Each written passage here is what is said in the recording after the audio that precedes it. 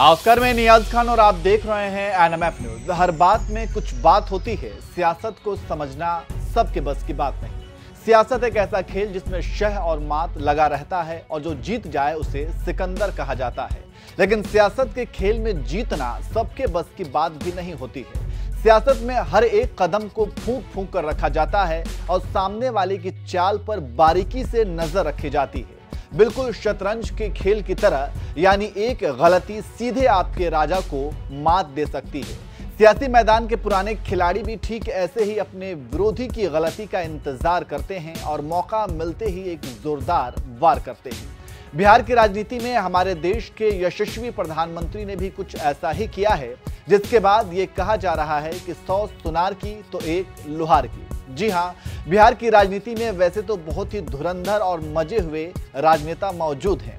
लालू यादव, नीतीश कुमार के अलावा ऐसे कई धुरंधर राजनेता हैं जिनके सामने टिक पाना सबके बस की बात नहीं। लेकिन इस बार बिहार की राजनीति में मोदी ने एक ऐसा पासा फेंका है कि सभी धुरंधर चित होते हुए दिख रहे हैं और इस पासे के बाद ये कहा जाने लगा है कि प्रधानमंत्री मोदी ने पहले कमंडल और फिर मंडल दोनों को निशाना साधते हुए महज 48 घंटे में बिहार की राजनीति बदल डाली है और विरोधियों के पसीने छुड़ा दिए हैं। यहाँ कमंडल का जिक्र हमने इसलिए किया क्योंकि जिस तरह से अयोध्या में राम लला की प्राण प्रतिष्ठा की गई, उसके माध्यम से मोदी ने कमंडल यानी अगड़ी जातियों की भावनाओं को अपने पक्ष में कर लिया और उसके फौरन बाद केंद्र की मोदी सरकार की तरफ से बिहार के जननायक कर्पूरी ठाकुर को भारत रत्न देने का ऐलान के बाद मंडल की राजनीति करने वाले लालू प्रसाद यादव और नीतीश कुमार को भी बिहार की राजनीति में चारों खाने चित कर दिया है।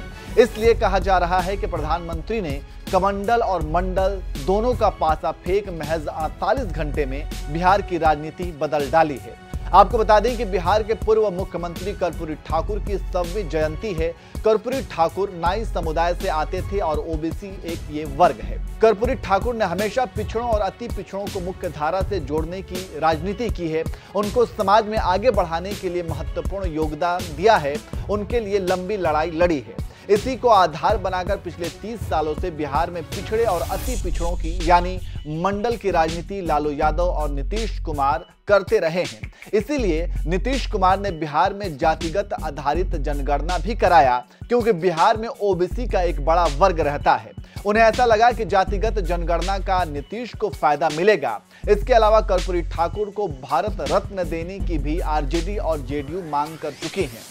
लेकिन इसी बीच केंद्र की मोदी सरकार ने कर्पूरी ठाकुर को भारत रत्न देने का ऐलान कर दिया, जिसके बाद यह कहा जाने लगा कि मोदी के इस पैतरे ने आरजेडी और जेडीयू को लाजवाब कर दिया है। अब देखना होगा कि आगामी चुनाव में बीजेपी को इसका फायदा कितना मिलता है, क्योंकि संभावना यह भी है कि नीतीश कुमार फिर से एनडीए में शामिल हो सकते हैं और अब तो बीजेपी ने एक मुख्य कारण भी दे दिया है। खैर, ये राजनीति है और इसमें कब क्या हो जाए कोई नहीं जानता।